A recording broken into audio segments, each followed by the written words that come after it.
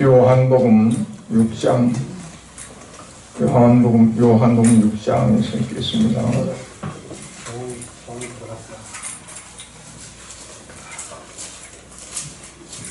1절부터 15절인데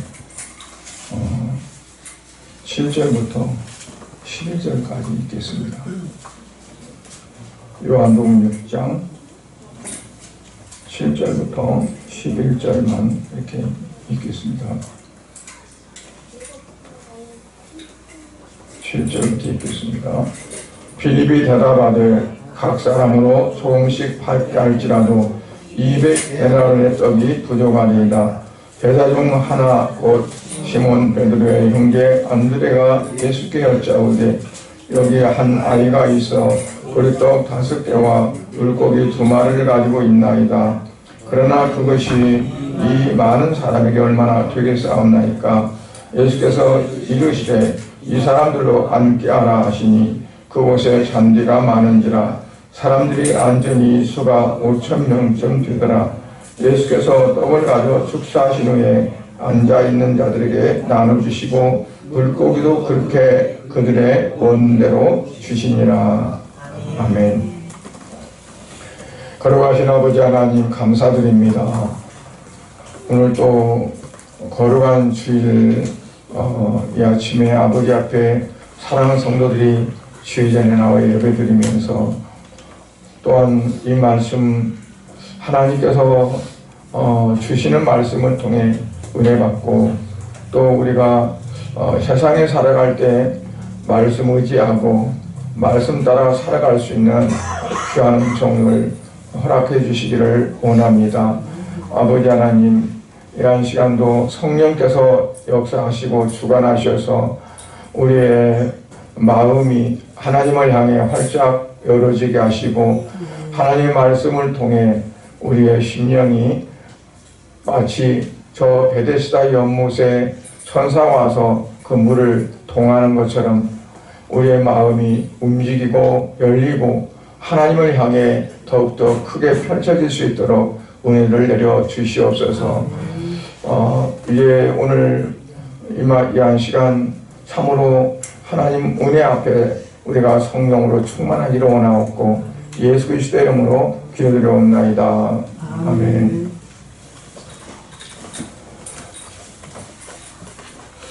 벳세다 들녘에 많은 사람들이 모였습니다. 갈릴리 호수 호수를 여러 이름으로 칭하기도 해요. 그런데 가장 사람들이 많이 모일 수 있는 곳, 그리고 말씀을 전하기가 가장 용이한 곳. 왜냐하면 호숫가에서 하면 이제 예수님이 호수를 등지고 서서 말씀을 전하면 등 뒤에는 사람들이 가 설 수가 없잖아요. 앞에만 이렇게 다 있지. 만약 뒤에도 사람들이 다 삥 둘러서 있으면 요즘같이 앰프 시설이 좋으면은 확성기로 하면은 상관이 없는데 이렇게 말했다가 이렇게 말했다 할 수 없는 거잖아요. 그러니까 그 들녘에서 그 호숫가에서 이제 예수님이 말씀하실 때 그때 모인 사람들이 대략 한 5,000명 됐다 그랬어요. 5,000명이면 적은 숫자가 아니잖아요. 500명만 모여도 많은 건데 5,000명이 많이 모여요. 근데 이들이 얼마나 말씀을 듣기를 열심히 사모했던지 점심때가 지나서 저녁 해가 질 때까지 가지 않고 예수님 그 앞에서 말씀 듣기를 사모하고 있는 거예요. 그러니까 예수님께서 제자들을 부르고 특별히 빌립이라는 제자에게 예수님이 말씀하셨어요. 사람들이 이렇게 많이 있는데 근데 다 점심도 안 먹고 배고플 텐데 이들에게 뭘 사다가 먹이든 뭘 먹이든 먹여야 할 거 아니냐 그러고 물었어요. 예수님께서 지시를 해가지고 이렇게 하라 저렇게 하라 했으면 뭐 상관없는데 어떻게 하면 좋겠느냐, 너희가 좀 사다가 먹이라 그랬어요. 지난 주일 저녁에 이제 출발해서 목요일까지 수요일까지 월화수까지 이제 저녁까지 집회를 하고 치유를 하고 그리고 목요일 날은 좀 올 준비를 하고 좀 쉬어요. 그랬거든요. 아침 저는 좀 더 일찍 일어났었어요. 왜냐하면 신경이 써지니까 긴장하니까 잠이 뭐 4시에 깨기도 하고 다시 깨기도 하고 그래서 잠을 깊이 못 자고 그리고 이제 7시에 모여서 이동해가지고 가서 아침 예배 드리고 7시 반에 8시 넘더라고요. 예배 나오면 돌아가면서 이제 예배를 했는데 그러고 나서 이제 또 이동을 해서 아침밥을 먹고 그리고 이제 사역지로 가서 사역을 해요. 그리고 또 점심은 끝나야 먹어요. 시간이 정해지지 않고 12시 반에 먹으러 갈 때도 있고 1시 먹으러 갈 때도 있고 점심 먹고 나면 또 곧바로 이동을 해서 사역을 해야 되고 하루 종일 그렇게 하다 보니까 상당히 많이 좀 피곤하더라고요. 근데 예수님은 날마다 그렇게 말씀을 전하고 다니는데 얼마나 피곤했을까 하는 생각을 해요. 그것도 뭐 한두 사람 아니고 그 수많은 사람들이 몰려들면 말소리를 가만히 할 수도 없잖아요. 있는 대로 소리를 크게 해야지. 그러니까 얼마나 많이 더 피곤했을까 하는 생각을 해요. 그런데 이 빌립에게 예수님께서 너희가 좀 어떻게 먹여봐라. 그러니까 빌립이 뭐라고 합니까? 빌립이 말하기를 이 사람을 다 먹이려면 적어도 200데나리온의 그 돈 가지고 사야 되는데 우리가 어떻게 그거를 다 먹일 수 있습니까? 이 사람들을 200데나리온이면 장정 200일의 품삯을 할 수 있는 돈이에요. 보통 하루 장정 품삯을 15만원, 20만원 잡더라고요. 15만원도 200 곱하기 15만원이면 얼마 들까요? 한 3천만원 안 되겠어요? 3천만원어치 음식을 사가지고 그들을 먹일 수 있을까? 못 먹이죠. 왜냐하면 오늘날 같은 경우도 주변에 가서 먹을 거 살려고 보세요. 갑자기 없어요.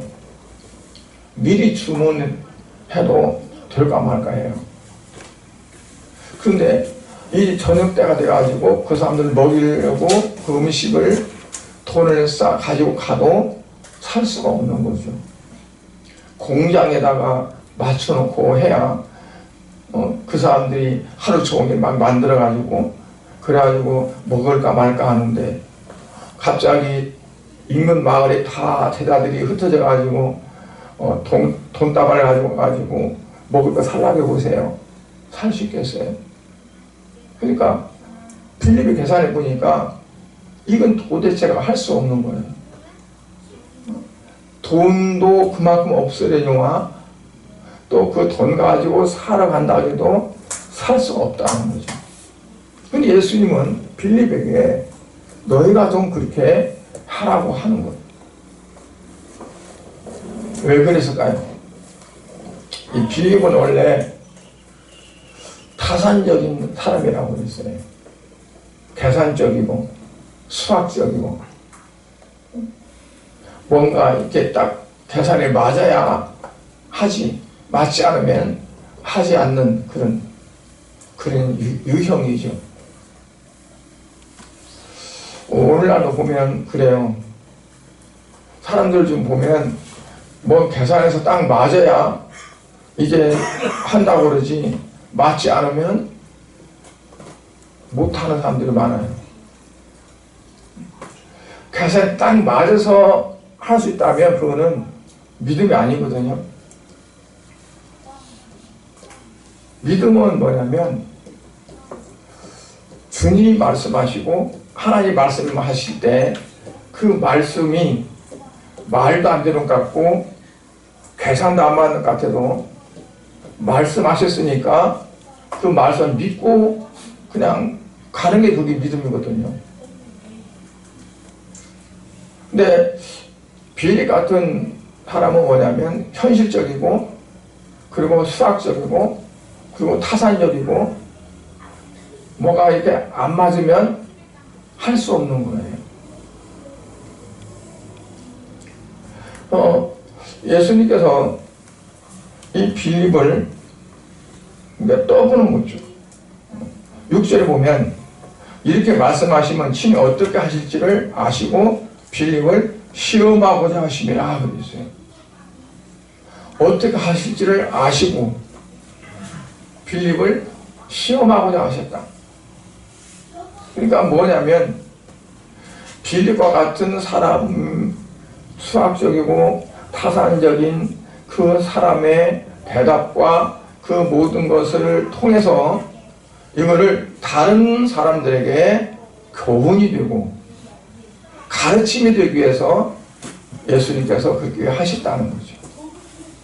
그러니까 빌립에게 예수님이 말씀하시고 빌립에 대답하고 하는 그것들을 통해서 예수님은 그 당시에 제자들에게도 알게 하고 그들이 교훈을 받게 하겠지만 오늘 이 시대에 저와 여러분에게도 우리가 그 말씀을 통해서 깨닫고 그리고 예수님이 말씀하시는 그 교훈을 우리가 받기를 원해서 예수님은 빌립에게 뻔히 아시면서 빌립이 무슨 말을 할지를 다 아시면서 그 빌립에게 말씀을 했다는 거예요.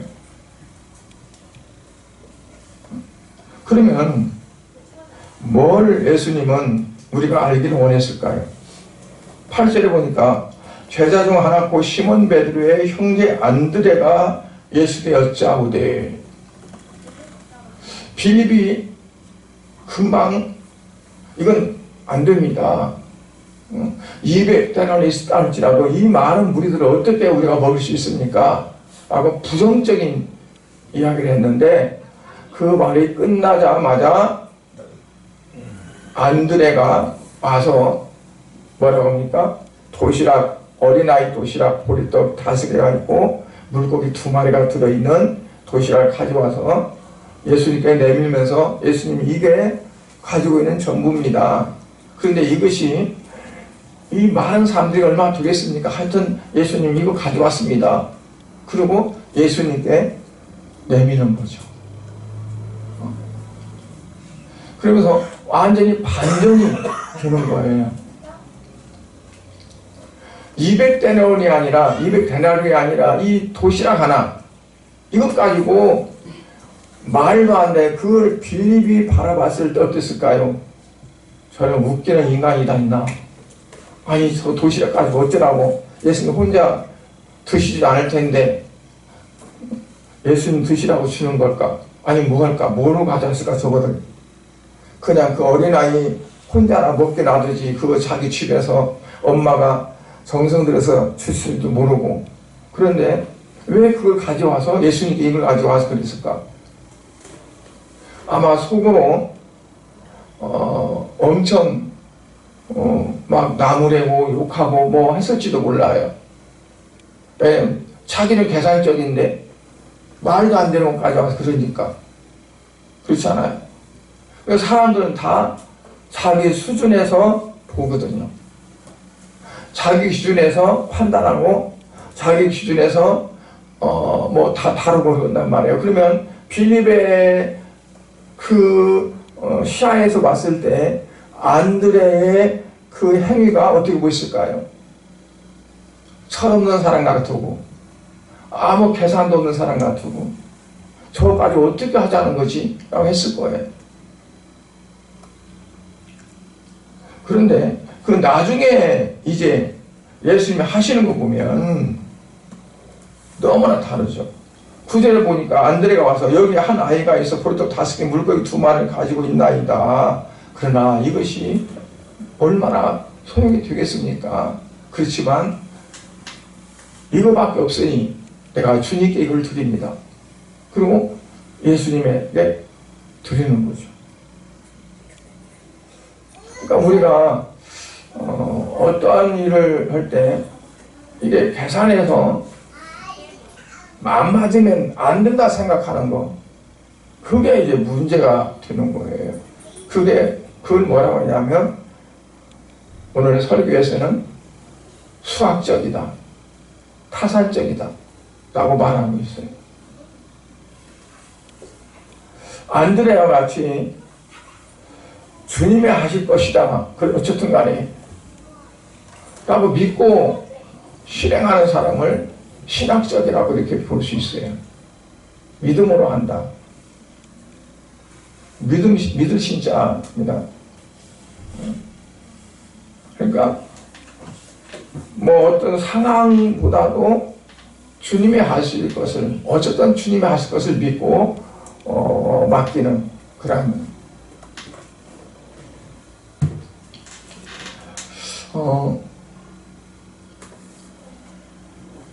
우리가 때때로 이제 내가 판단하고 내가 계산해서 딱 끝날 때가 많아요. 주님 앞에 올려드리지 못하고 이거를 주님께 올려드리면 주님이 능히 하실 수 있는 건데 내가 생각할 때 안 된다고 생각하니까 내 선에서 잘라버려요. 끊어버려요. 이 안드레 같은 경우는 어떻게 보면 빌립 볼 때 미련한 것 같고 우둔한 것 같지만 그가 가지고 와서 주님께 드리겠어요. 이 물고기 2개하고 보리떡 5개 들어있는 그 도시락, 어린아이 가진 도시락을 예수님께 내밀었단 말이에요. 드렸어요. 그거를 빌립 같은 사람이 볼 때는 어땠을까요? 말도 안 되는 거잖아요. 아예 가두지도 말하셔야 돼요. 그렇죠? 그것까지 어떻게 한다고요? 그러니까 우리가 그냥 내가 안 되니까 예수님도 안 될 거라, 하나님도 안 될 거라, 내가 부정적이니까 이거는 주님 오실 때도 만들 거라고 생각해서 주님, 예수님께까지 가지 않고 내 선에서 다 철회해버릴 때가 너무 많단 말이에요. 이건 안 돼. 될 수가 없어. 생각을 해봐. 이거 갖고 되겠냐? 그럼 다 자기 계산적이거든요. 타산적이고. 그러니까 우리가 어떤 문제를 놓고 볼 때 안 된다, 된다, 이거를 내 선에서 이걸 하지 말고 비록 안 될 것 같을지라도 주님 앞에 올려놓는 거죠. 믿자 본전이잖아요. 그죠? 예수님께 올려놓는 거예요. 드리는 거예요. 주님, 이거 어떻게 합니까? 나는 할 수 없을 것 같은데 주님, 이거 주님 어떻게 해주세요. 그리고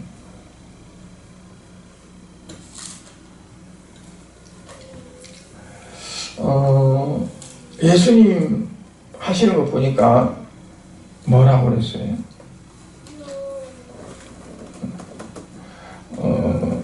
10절 보니까 예수께서 이르시되 이 사람들로 앉게 하라. 자리에 앉게 하라. 그 뭐냐면 서 있는데 그냥 주면은 질서가 없잖아요. 군데군데 이렇게 앉혀놓고 그들은 지금 앉으라고 하니까 뭘 줄까 그러고 기대가 많을 거예요. 기대하게 만드는 거죠. 근데 앉혀놓고 그 다음에 어떤 제자들을 불러서 예수님이 그것을 제자들에게 나눠줍니다. 보리떡 5개만 하나씩 나눠줄까요? 물고기 2마리면 한 마리씩 나눠줄까요? 어떻게 나눠줬을까요? 그냥 예수님 손에서 주면은 그대로 있는 거예요, 이게.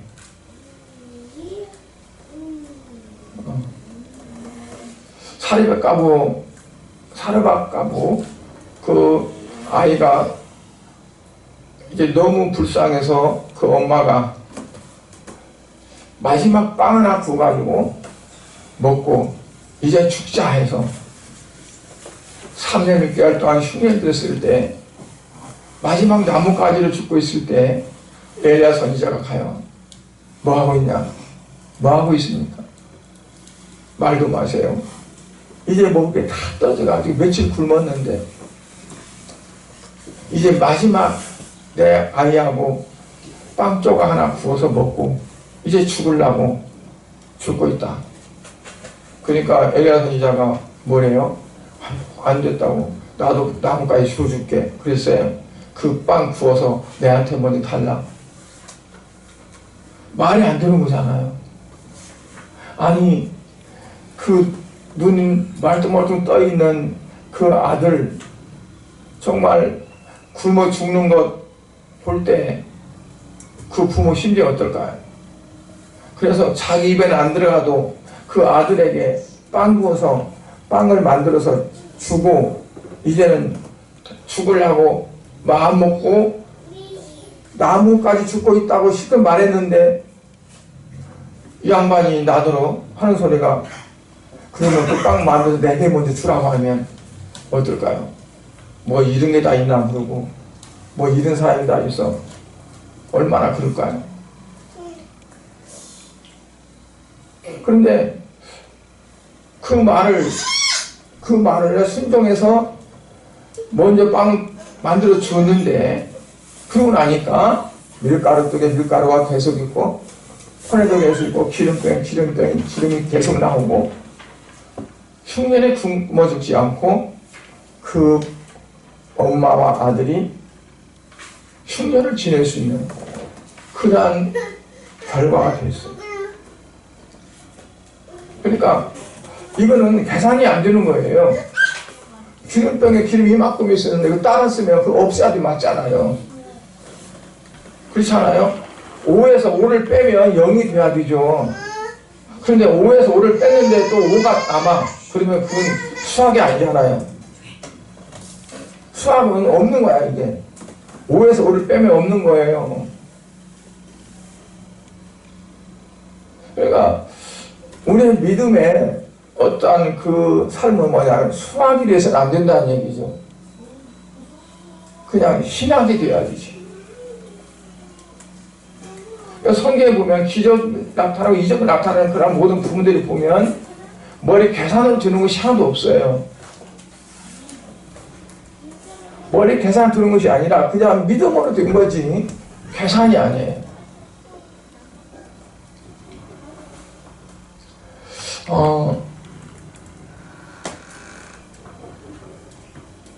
그래서 이제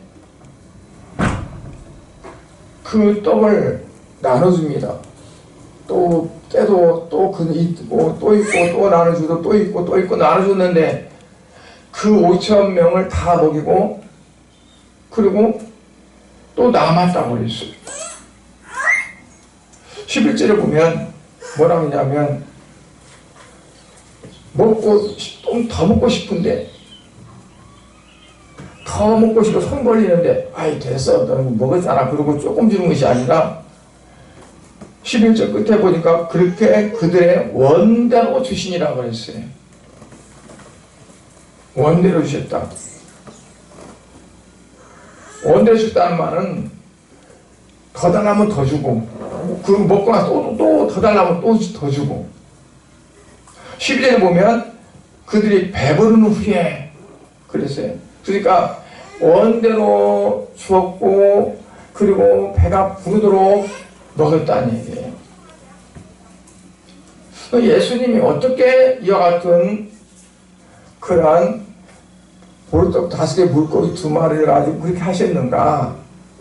그 앞에 보니까 예수님이 뭐 하셨냐면 그 도시락을 가지고 하나님 앞에 축사를 했다 그랬어요. 축사를 했다.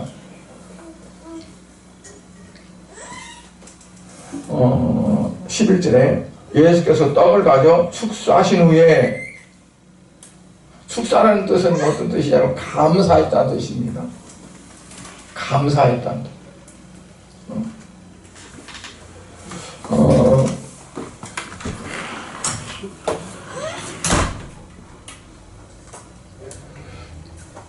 어떻게 감사하냐면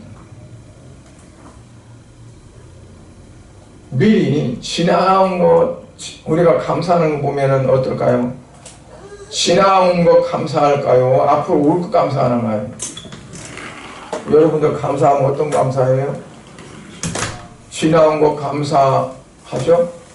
앞으로 되질 거 감사가 많아요. 지나온 것이 감사가 많아요. 감사할 때 지나온 거죠. 근데 예수님은 이거 가지고 축사해 감사해서 하나님 앞에 뭘 감사할까요?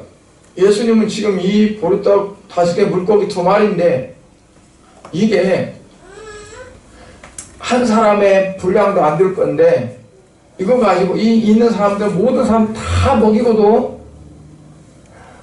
남는다는 것을 예수님은 그걸 보시면서 하나님 앞에 감사하는 거예요.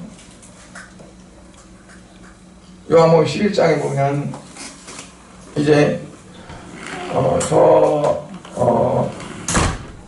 베다니의 나사로가 죽었어요. 예수님 있는 곳에 기별을 했어요. 죽겠으니까 빨리 와달라고 해도 예수님은 빨리 안 갔어요. 왜냐하면 그 일을 통해서 하나님께 영광을 돌리기 위해서 일부러 집착을 했어요. 그러다 보니까 그 나사로가 죽었어요. 죽은 후에 이 나사로 죽은 무덤에 예수님이 가세요. 가셔서 사람들은 그래요. 죽은 지 나흘이나 됐는데 저 무덤에서 냄새 나는데 이게 다 끝났는데 예수님이 어떻게 하실까? 뭐 하실까? 근데 예수님은 그 무덤을 향해서 나사렛 나오느라 하기 전에 하나님 앞에 감사해요. 아버지 지금까지 내 기도를 들어주신 것을 감사합니다. 그리고 이제 이 일을 통해서 여기 있는 모든 사람들에게 하나님의 영광을 나타낼 줄로 믿습니다. 그러니까 죽은 지 나흘이 돼서 냄새가 나는 그러한 나사로도 하나님은 그들을 살려서 많은 사람들에게 죽은 지 나흘 됐던 사람의 살아난 모습을 보여주고 그걸로 인해 하나님이 영광 받으실 것을 예수님은 보시고 그리고 감사한 거예요. 아직 일어나지 않았는데 사람들은 말도 안 된다고 생각하는데 예수님은 그걸 놓고 감사하는 거예요.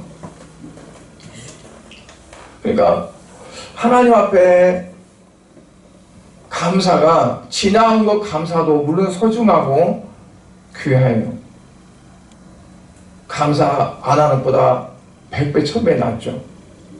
그런데 지나온 것이란 감사보다도 현재 안 일어났어요. 어떻게 보면 가능성도 없어요. 말도 안 돼요. 그런데 예수님은 항상 그때마다 하나님 앞에 감사했어요.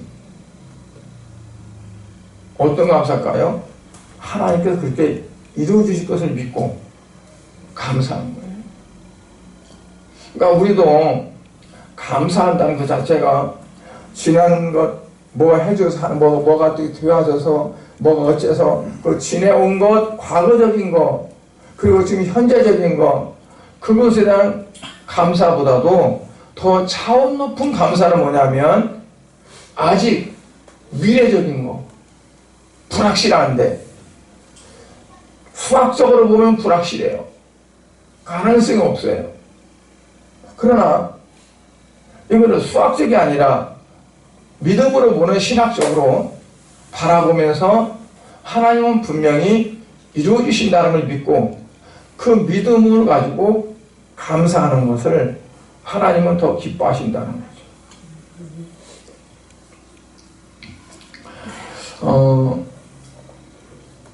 근데 13절에 보니까 그 결과가 어떠냐면 남은 조각을 거뒀는데 12광주리에 쳤더라. 여러분 광주리가 뭔 줄 아세요? 광주리, 우리 시골에 살 때 광주리가 있었는데 그 광주리는 조그마한 거 소풀이라고 하고 그리고 큰 거를 광주리라고 있어요. 전역에서 이제 막 일해. 사람들을 이제 품삯을 사가지고, 모내기도 하고 못도 하고 막 일하잖아요. 그러면 그 사람들에게 혹은 점심을 내다 주기도 하고, 혹은, 간식거리, 때거리를 내다 주기도 하는데, 어떻게 가져갔냐면, 큰 광줄에다가, 그다 음식을 다 담아가지고, 이거를 머리 이고, 엄마들이, 그리고 기술도 좋아요. 그 논두렁을 잘 가. 딱 이거 딱 내려놓으면 그거 가지고 맛있게 이제 먹는 거. 커다해요, 강주리가. 5,000명을 먹였는데, 근데 남은 것이 12광주리가 남았다는 얘기예요. 다 버리지 말고 다 거두라고 해서 거뒀더니. 그러니까 풍성하게 먹고도 남았다는 거죠. 그게 믿음이에요. 믿음으로 감사한 거고 믿음의 결과라고 볼 수 있어요. 빌립 같은 경우에는 200데나리 있어도 먹일 수가 없어요. 그게 수학적이고 그게 계산적이에요. 교회에서도 보면 똑같은 성도들이 있는데 교회 어떤 일을 놓고 볼 때 계산적으로 하는 사람이 있고 신학적으로 하는 사람이 있어요. 계산적으로 해. 이건 이러니까 이건 안 됩니다. 아직 안 됩니다. 두고 딱 해. 계산적으로 보면 맞아요, 그게. 근데 하나님은 계산적으로만 하는 것이 아니라 신학적으로 해요. 믿음으로 해요. 믿고 구하는 자에게 하나님 주시고 믿고 행하는 자에게 할 수 있도록 하신다고. 그게 달라요. 여러분 성경 읽으면서 계산적으로 되어진 것들이 얼마나 있나요? 한번 찾아보세요. 사울왕의 아들 요나단도요, 다윗으로 블레셋 군대에 들어가면서 뭐라고 했냐면 전쟁은 사람의 수에 많고 적음이 있지 않다. 하나님이 하시면 한다. 그래서 혼자 갔는데 하나님께서 이 요나단 그 밑에 칼 든 자 두 사람하고 가는데 가면은 그냥 블레셋 군대들이 척척 넘어져. 마치 풀이 바람 태풍에 넘어지듯이. 그걸 그냥 이삭 붙듯이 해가지고 블레셋 군대를 쳐들어가. 그걸 나중에 사울왕이 멀리 바라보고 있다가 누가 그러냐 그래서 자기 아들이 그런 걸 알고 나서 진군을 해가지고 그들을 이제 섬멸하죠. 그러니까 믿음이 있는 사람들은 그 믿음이 수학과 다르다는 것을 나타내요. 여러분들도 정말 예수 그리스도를 믿고 하나님의 능력을 믿는다면 어떤 부분에서 수학적으로, 계산적으로, 타산적으로 하면서 거기서 끝내지 마시고 하나님의 하시는 믿음을 갖고 믿음의 부분으로 나가주셔야 됩니다. 오늘 우리에게 예수님께서 5,000명을 보리떡 5개 물고기 2마리로 먹였던 그 기적을 베풀고 그거를 또 성경에 기록하고 또 다른 곳에서는 4,000명을 먹고 7강주를 남기고 하는 것들을 기록하는 것들이 왜 그러느냐, 저와 여러분의 후대에 있는 우리들에게 그와 같이 수학적인 어떤 계산적인 것에 매이지 말고 하나님의 하신다고 하는 믿음을 갖고 믿음의 그러한 부분으로 가라고 하는 그러한 교훈이라고 봐요. 예수님은 빌립에게 시험하고자 했다고 그랬어요. 그 말은 우리에게도 예수님은 시험할 때가 있다고 봐야 돼요. 예수님의 제자 빌립에게 그 대목에서 그 빌립을 시험하기 위해서 너희가 먹여봐라 해서 빌립이 결국 타산적으로 말을 해서 그는 실패한 거죠. 그런 거 보면 오늘날 우리에게도 때로는 예수님께서 시험하기 위해서 우리에게 어떤 그러한 일들을 줄 수가 있어요. 계산적으로 하나, 믿음으로 그걸 이기고 나가나 보려고. 하나님은 믿음을 많이 다뤄보시는 걸 우리가 성경에서 봐요. 아브라함도 믿음을 다뤄봤어요. 가장 강력한 시험이 어떠냐면 100살 먹어서 얻은 아들 이삭을 모리아산에서 제물 바치라 하는 거였어요.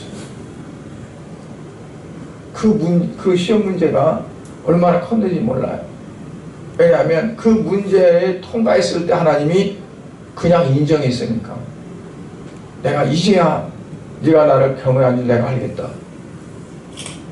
그전에도 알았지만 이제야 더 완전히 하나님이 인정하겠다는 거죠. 시험한 거예요. 사탄은 우리를 넘어뜨리기 위해서 시험을 줄 수 있어요. 그 시험은 우리가 이기고 나가야 돼요. 하나님 우리에게 시험을 주실 때는 우리를 어떻게 해요? 우리를 더 인정하려고, 그걸 통과해서 더 믿음을 채워가려고 우리를 시험할 때가 있어요. 그럼 우리는 그거를 수학적으로 계산하면 그때 시험에 불합격돼요. 아브라함 그 자손을 하늘의 별처럼 준다고 하나님 약속했는데 이 아들 죽이면 어떻게 돼? 그게 수학적이거든요. 빼버리면 0제로잖아요. 아들 죽이면 제로가 되는데 이거 어떻게 안 돼? 그건 수학적이야. 그런데 신학적은 뭐냐면 그래, 하나님 일을 하나님이 하셔. 하나님이 주셨고 하나님 달라는데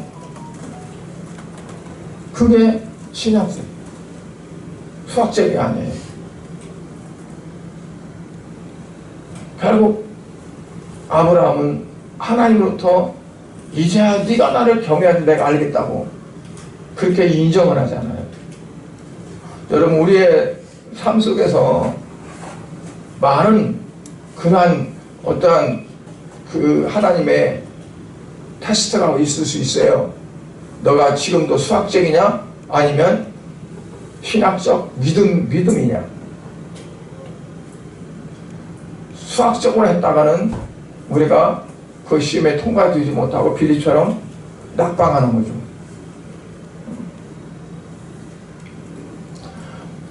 아까 11절 상반절에서 축사 예수님이 하셨다고 했죠. 그 축사란 말은 헬라어로 유카리스트에서 쓴데 감사라는 뜻을 가지고 있다고 했어요. 감사. 5,000명을 앉혀놓고 이걸로 어떻게 할 수 있겠어요? 보리떡 5개, 물고기 2마리로. 그런데 하나님이 이루실 것을 믿고 감사하는 거예요. 그 믿고 감사하는 거가 결국에 수학적인 그 어떠한 그 타들을 벗어나서 신학적인 부분에 들어가는 거죠. 그래서 우리도 이제 어떤 부분이 있을 때 안 된다고 하지 말고 못해, 안 돼, 이건 할 수가 없어가 아니라 하나님이 하시면 됩니다. 주님이 하시면 됩니다. 믿습니다. 하고 하나님 앞에 감사하고 그리고 하나님이 하실 것을 믿고 우리가 나아가면 하나님께서는 분명히 이루셔 주신다는 것을 우리가 믿으시기 바랍니다. 이거는 여러분들이 믿지 않으면 아무런 소용이 없습니다. 이 시간 말씀을 듣고도 거기에 대한 그때는 그때지, 그건 예수님이니까 그랬지, 그렇게 생각해 버린다면 아무 의미가 없습니다. 계산하니까 그게 안 되는 거예요. 계산해서 내 머리로 세상의 이치로 어떠한 수학적으로 숫자에 맞춰 계산하니까, 계산에 들어가면 그건 믿음이 아니에요. 그거는 신념이지. 우리가 신념을 가지고 믿음이라고 착각할 때가 많아요. 신념은 뭐냐면 앞뒤 다 맞춰봐가지고 되겠다 했을 때 그게 신념이에요. 믿음은 앞뒤 맞춰서 안 맞을 때도 많아요. 딱 안 떨어져요.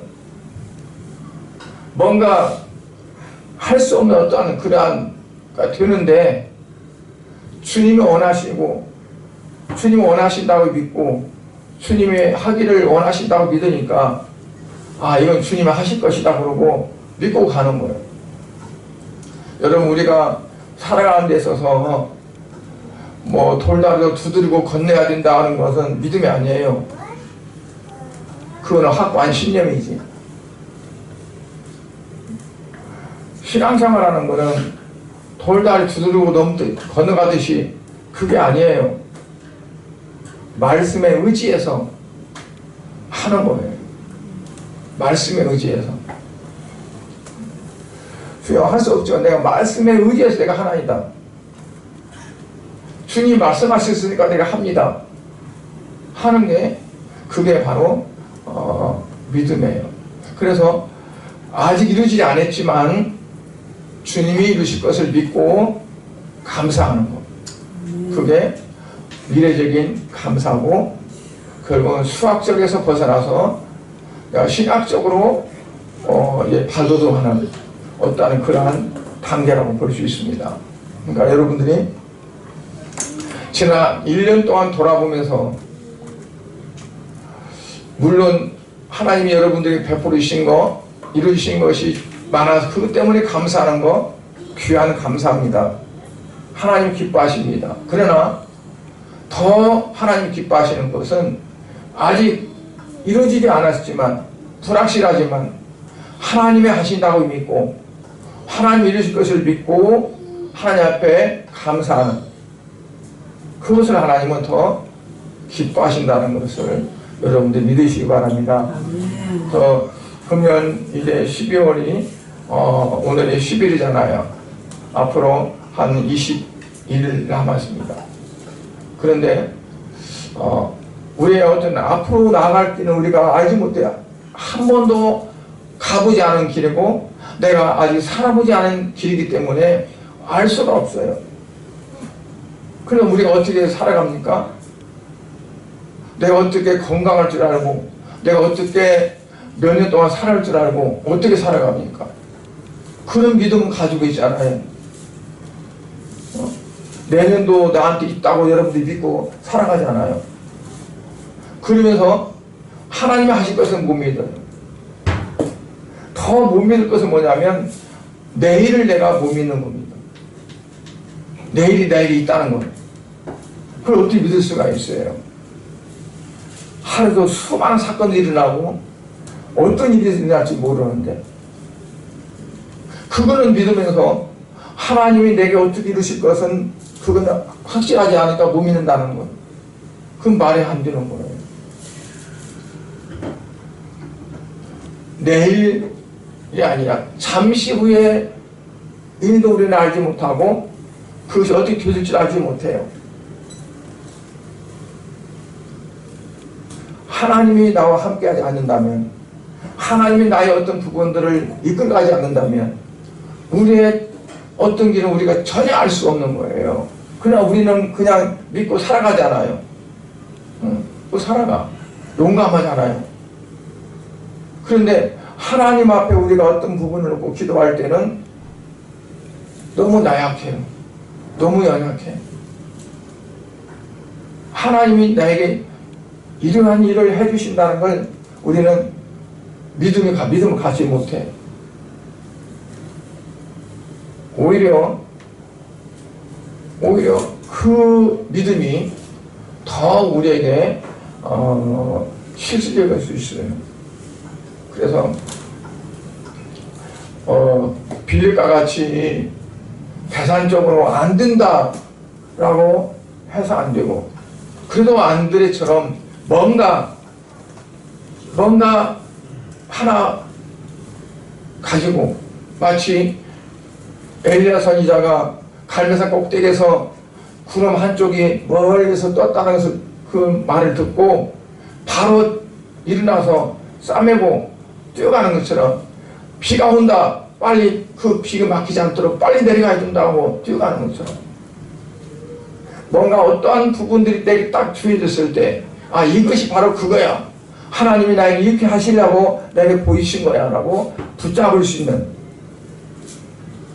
마치 안드레가 가진 그 도시락을 예수님이 손바닥에 올려놓으시고 축사한 것처럼, 이러한 믿음이 우리에게 있어야 그래도 나중에 간증할 수 있는 간증거리가 될 수 있지 않겠어요? 어쩌다 보니까 되었다가 아니라 내가 그걸 놓고 하나님 앞에 믿고 기도했더니 하나님께서 이렇게 해주셨다. 그게 내가 간증할 수 있는 거고, 누구한테 하나님이 이러셨다고 말할 수 있는 거죠. 맨날 살아도 어떤 그런 부분이 없으면 내가 내놓고 간증할 것이 없어요.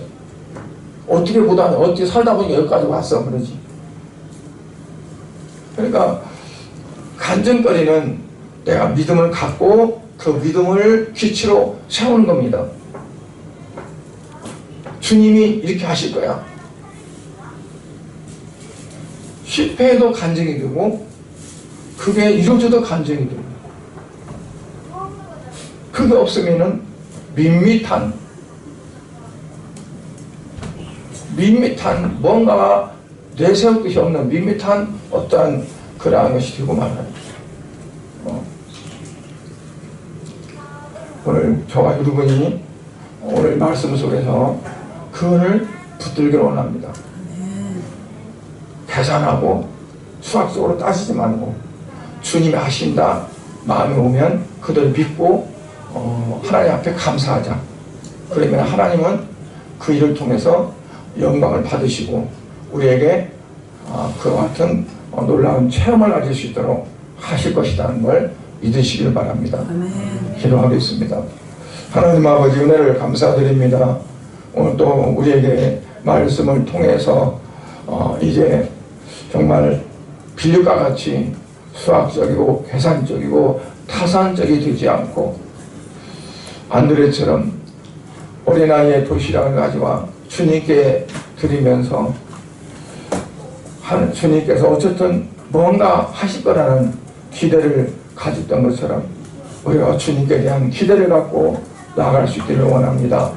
아버지, 그래서 금년 한 해가 다 가지만 남은 기간 동안에 하나님이 어떻게 하실까 기대를 갖고 또한 하나님 앞에 나아갈 수 있기 원하고 2024년도도 주님께서 이루실 것을 기대하면서 한 해를 맞이할 수 있는 성들이 되어지도록 은혜 베풀어 주시옵소서.